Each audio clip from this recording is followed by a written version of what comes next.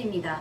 김학의 전 법무부 차관이 출국금지 처리를 받았다고 합니다. 근데 이 배후에는 그는 이전에 받았죠. 네, 2019년 3월 네. 23일 0시 8분에 받았습니다. 근데 그 이면에는 검찰과 법무부의 조직적 허위 공문서 작성과 증거인멸의 정황들이 나타나고 있어 네. 논란을 사고 있습니다.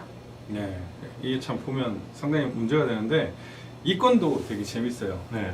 이제 그 교도행정이 동부구치소 핵심이라면 예. 여기 이 김학의 출국 금지 사건에 있어서 불과 이 짧은 시간 2019년 3월 22일 네. 10시 52분에 예. 김학의 전 차관이 이제 그 인천공항에서 네. 태국으로 이제 이동한다는 통보를 받고 네.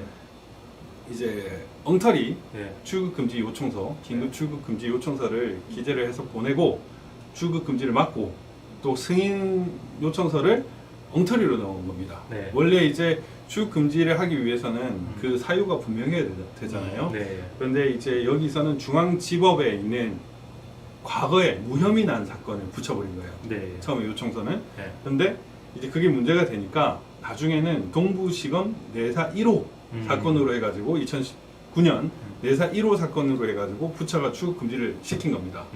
근데 동부지검 내사 1호가 그 당시에 없었던 거예요. 그래서 거기에 이제 이성윤이가 동부지검에 전화를 했다고 하고요. 대검 반부패 부장인데 그 다음에 이거를 기획했던 사람이 지금 이제 이용구 나오고 있고 지금 현차가 나오고 그 당시 법무실장이고요. 예. 그리고 김용민이 예. 김용민이도 나오고 있고 나쁜 놈들 다 나오네. 네네네. 그래서 되게 이제 재미난 겁니다. 네. 이게 불과 짧은 시간에 일어났는데 이제 이용구, 김용민, 이성윤 다 네. 걸린 거죠. 이성윤까지 네. 걸렸네. 근데 이게 지금 문제는 뭐냐면 예. 그 당시에 이 출국 금지 필요성에 대해서 논의가 있었고 출국 금지 시켜야 된다고 했는데 뭐 명분이 없었던 거예요. 네. 그래가지고 엉터리를 만든 겁니다, 애들이. 그래가지고 지금 이제 뭐 결국 최종 책임자는 문재인이죠. 문재인이가 막 김학의 사건에 대해서 네. 막 심각한 문제 제기를 하니까 맞아요. 예. 무조건 막아야 된다. 출국 예. 금지를 막아야 된다는 그런 어떤 필요성이 있었고 예. 이 검사들이 법치를 제일 지켜야 되는 것이고 네. 출국 금지와 같은 경우에는 기본권을 제한하는 거거든요. 네. 뭐 예를 들면 구치소 감금까지는 아니지만 어쨌든 그에 준할 정도의 어떤 아주 중요한 기본권 제한인데 그런 경우는 아주 정확해야 된단 말이에요. 그런데 아예 엉터리 문서를 갖다 넣어버린 거예요. 그래서 그런 것들이 상당히 문제가 되는 겁니다. 지금. 저 질문이 있어요. 네. 근데 왜 이렇게까지 네. 그 전 차관한테 이렇게 하는 거예요? 문재인은? 이 사건을 네. 그 전 정부의 박근혜 정부의 부패, 네. 보수 정권의 부패 아 그걸로 그걸로 이제 짠 프레임을 거예요? 짰기 때문에 음. 그러니까 그 증거가 되게 약함에도 불구하고 아. 뭐 사실 여부는 제가 잘 모르겠지만 네. 뭐 별장 성 뭐 이런 사건들이 네, 네. 등장하지 않았습니까? 네. 상당히 별장 지저분한- 성접대 네. 사건. 네. 네. 그러니까 그걸 일단 뇌물로 봐가지고 예. 이제 엮으려고 하는데 막 증거도 부족하고 뭔가 무혐의가 나고 이러다 보니까 건덕지가 별로 없는 거예요. 약이 올랐구나. 그래서 이제 얘들은 항상 과거사 캐기를 좋아하는 거예요. 네. 네. 그래서 이 사건도 관련돼서 보면 이제 그 여기는 안 적는데 김용민이가 아까 연루돼 있다고 네. 했잖아요. 그러니까 이게 검찰 과거사위원회에 네. 다루는 사건이었거든요. 아, 김용민이가 과거사위원이에요.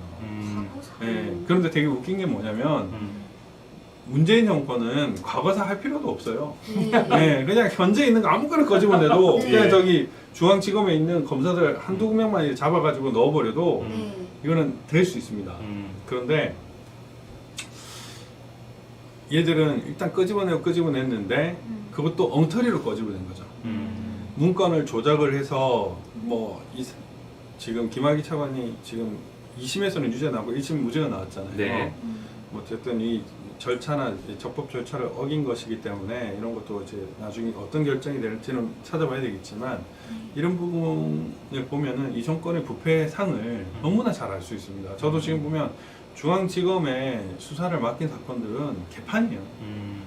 그러니까 진짜로 과거사위원회 한번 해서 중앙지검 검사들 다 한번 다 뒤져봐야 될 것 같아요. 근데 여기 지금 보면 이종근이도 그 당시에 박상기 법무부 장관도 걸려 있어요. 네. 그리고 그 정책보좌관인 그 이종건 정책보좌관도 있는데 지금 그 이종건이가 검사장이거든요. 그 박은정의 남편으로 제가 알고 있는데 윤석열 징계와 관련된 그러니까 그 사람이 지금 이 건 출국 금지와 관련된 허위 문건 작성에 대한 네. 그 안양지청의 책임자라는 거예요. 그래서 조직적으로 이게 심각한 문제가 있다.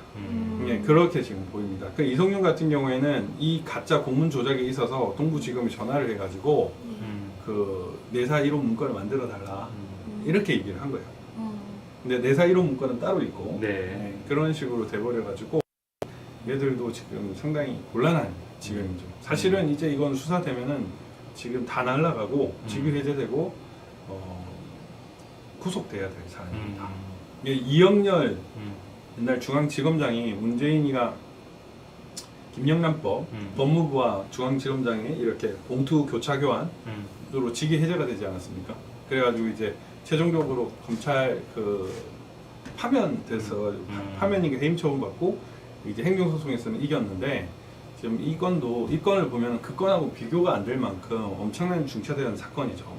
법치를 완전히 무시한 이 행태인데 검사가 이 또한 아주 심각한 겁니다. 아마 이번 주 중에 이제 한변에서 이제 고발을 할 예정이고 한변 바빠지네요. 제가 쓰고 있는데 지금 일단 분위기 보면은 네네 문재인은 지금 버려지고 있다.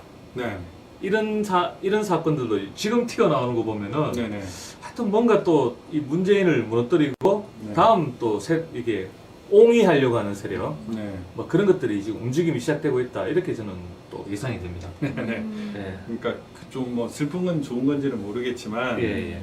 어쨌든 지금 흐름은 이제 그 정두원 전 의원의 말이 생각이 나는데 네. 그 사망하시기 전에 몇 말씀 하셨잖아요. 네. 그 중에 선거와 관련된 말씀하시는데 혹시 기억나는 게 있어요?